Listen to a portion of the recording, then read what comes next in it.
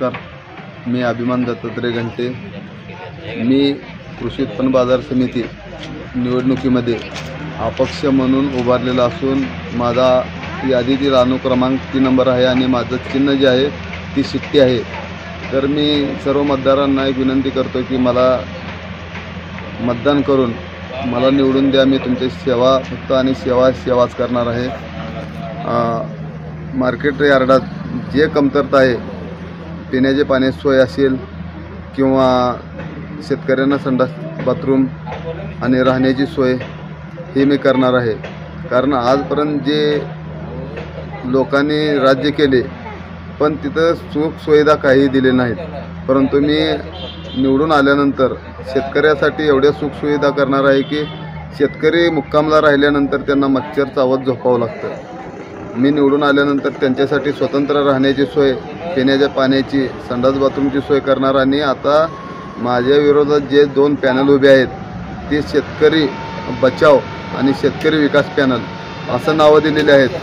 परंतु यामध्ये असं आहे की शेतकरी बचाव शेतकऱ्यांचा विकास असं पॅनलला नाव देतात आणि दोन्ही पॅनलमध्ये कारखानदार आहेत.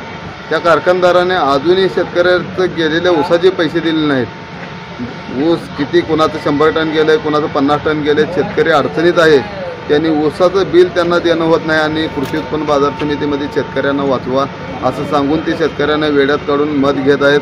हे दोन्ही काँग्रेस, राष्ट्रवादी, शिवसेना असेल किंवा BJP हे सगळे एकाच नाण्याच्या 2 बाजू आहेत. परंतु त्यांनी लोकांना वेड्यात काढण्यासाठी आमदारकी खासदारकीला आम्ही वेगवेगळं आहोत, आम्ही हिंदुत्ववादी आहेत, जातीवाद करून मतदान मागतात. आणि अशा सहकारी संस्थांच्या इलेक्शनमध्ये मात्र ते मिळून मिसळून खाण्यासाठी त्यांनी एकत्र येतात. आणि कारण त्यांना सत्ता हवी आहे काही जरी केलं तर तुम्ही काय करा की मला भरघोस मतानं निवडून द्या.